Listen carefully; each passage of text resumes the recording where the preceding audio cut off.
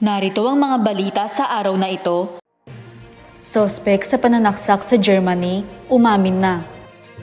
Kinilala bilang 26 anyos na Syrian na lalaki ang suspect na inaresto para sa pananaksak sa Solingen, Germany na pumatay ng 3 at nakasugat ng 8. Sumuko siya at inamin ng krimen ayon sa mga pulis ng Dusseldorf.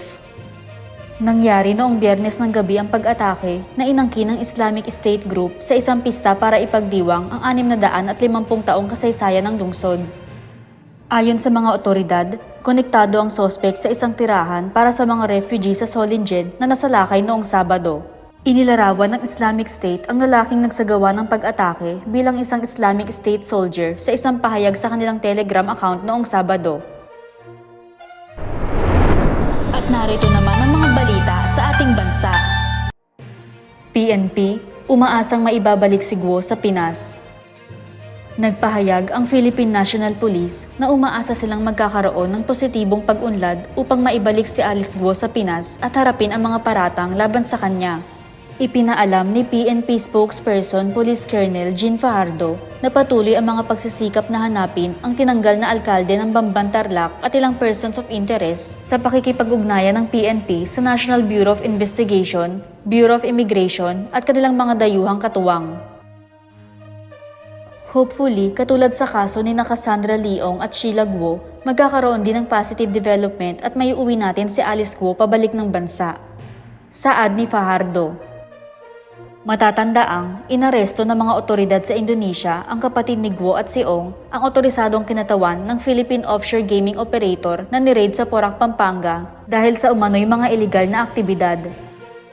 Ang dating alkalde ay nahaharap sa mga kaso na may kaugnayan sa ni-raid na hub sa Bamban. Samantala, binigyang diin ni Fajardo na handa ang PNP na magbigay ng kinakailangang tulong mula sa pulisya kung hihilingin ito ng NBI. Ang mga pulisya ay nagpaubaya sa NBI hinggil sa kasong ito. Ngayon naman ay dumako tayo sa balitang showbiz. Chappell Roan at Olivia Rodrigo nag-collab. Nagkaroon ng legendary collaboration ng dalawang global pop stars ng henerasyong ito sa isang concert. Sa Instagram, inihayag ni Chappell Roan ang kanyang paghanga kay Olivia Rodrigo dahil sa pag-anyaya sa kanya bilang surprise performer sa Guts Tour nito sa United States. Sa kanyang post, ibinahagi ng hitmaker ng Good Luck Babe ang mga larawan mula sa kanilang duet performance ng Hot to Go kasama ang Filipino-American singer. You make me feel like a rockstar, Olivia, saad ni Chappell. Thank you for having me. I love you so much. Sa comment section, nagpahayag din ng appreciation si Olivia. My girl, I love you so much. Kakatapos lang ni Olivia ng kanyang Guts Tour sa US at malapit na magsimula ang Asian League ng kanyang tour na tatagal mula Setyembre hanggang Oktubre. Magsisimula ito sa Bangkok at magkakaroon ng mga stops sa Seoul, Hong Kong, Tokyo, Singapore, Melbourne at Sydney. Nagbigay din siya ng pahiwatig na posibleng magkaroon ng stops sa Manila.